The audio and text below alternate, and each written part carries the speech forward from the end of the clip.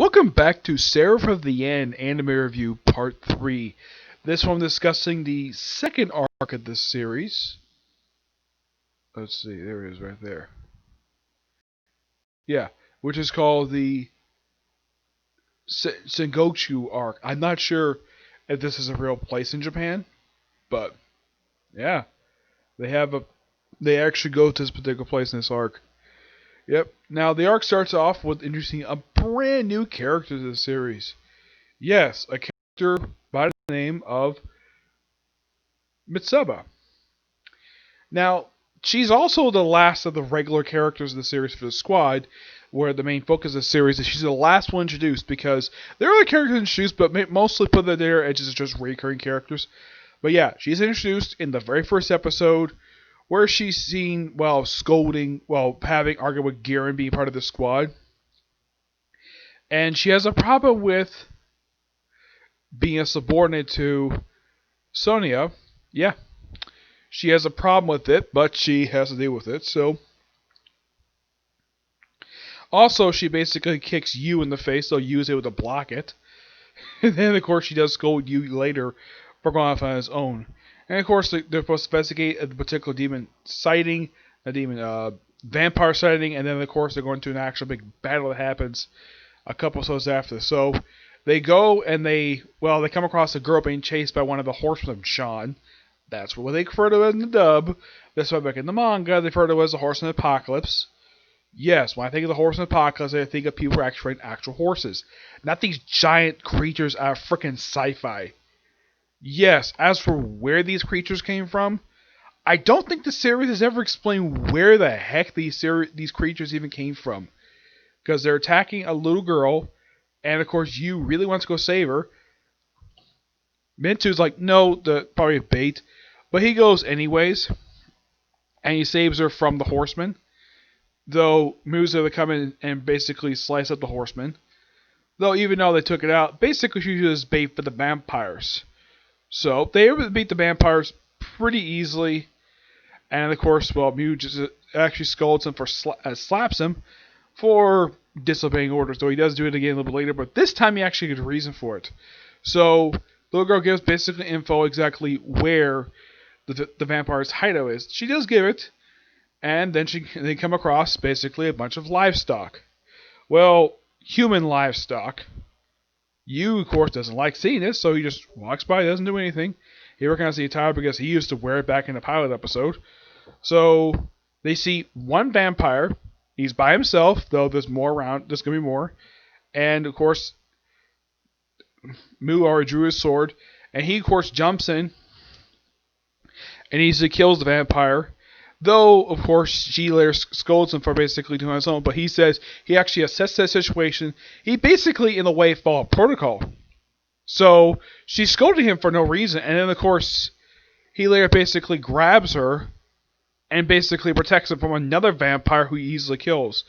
And then they find the other 5 vampires, but it turns out there's actually more. Though, of course, Yu is able to take out pretty much the rest of them pretty easily because he refuses to run. That's what I'm being told to, and they pretty much take all the vampires pretty easily. This is why I figured out a number, but Yu said, oh yeah, we actually told you about this place, like, really? But Yu, of course, is not angry at the little girl for it. He's angry at the vampires, so he and the rest of the squad pretty much killed the vampires there. The little girl basically thanks, Yu for, excuse me, for saving them. Now, in the manga, he actually explains a little bit of his backstory, which they gave it to Soto for some reason. I'm not really sure why. Yeah, where it explains about him being formerly livestock in the capital city.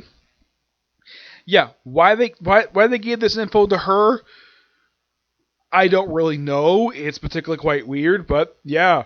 The dialogue Shu says basically about his backstory, yeah, that's all true from the manga, but he's the one who said it, not her.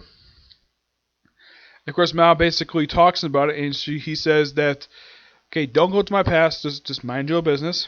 Of course, she doesn't delve into it, and then, of course, then they go and deal with the actual battle itself, which takes place over the course of episodes 9 through 11. Though it doesn't really conclude there, because, well, 12 is kind of the finale of the first half of the season.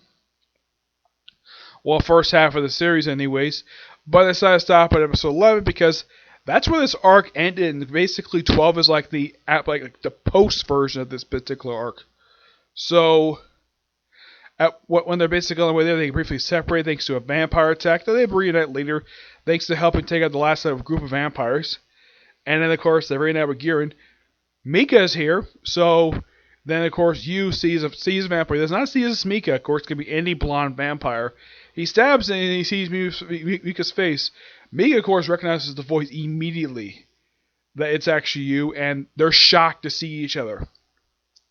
For the first time in 4 years, they see each other. Of course, Mika thinks that Yu is being used by the humans. He really isn't. Yeah, so... Oh, in case you're curious, though, is at any point in the main series did they reveal who was actually responsible for the apocalypse? Well, as far as I know, yes, they do. They kind of explain one of the triggers of it, but not the person who actually created the virus. Yeah, that person, I don't think it's ever explained in the series, but they do explain what one of the things that helped trigger it. Yes.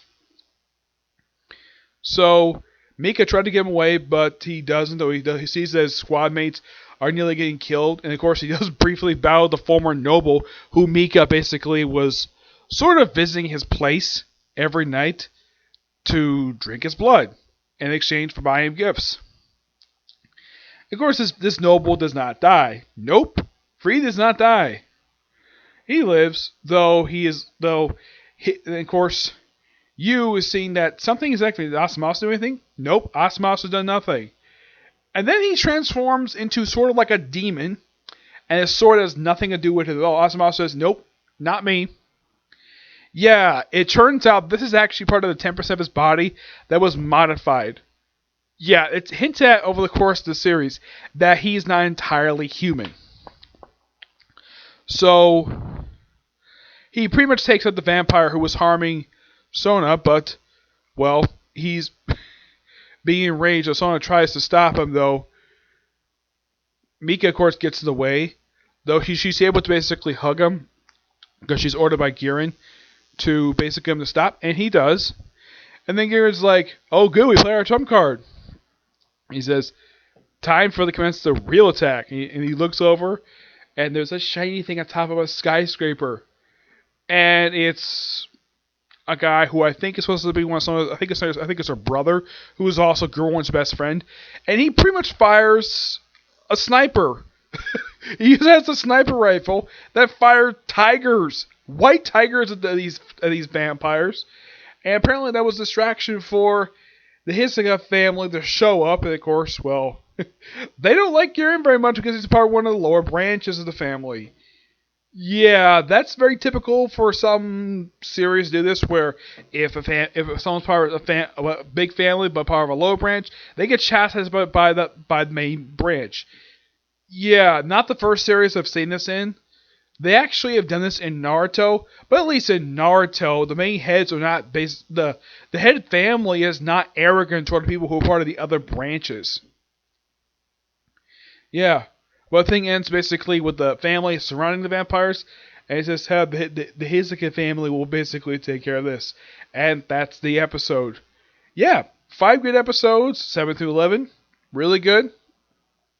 Interesting though, like only one new character.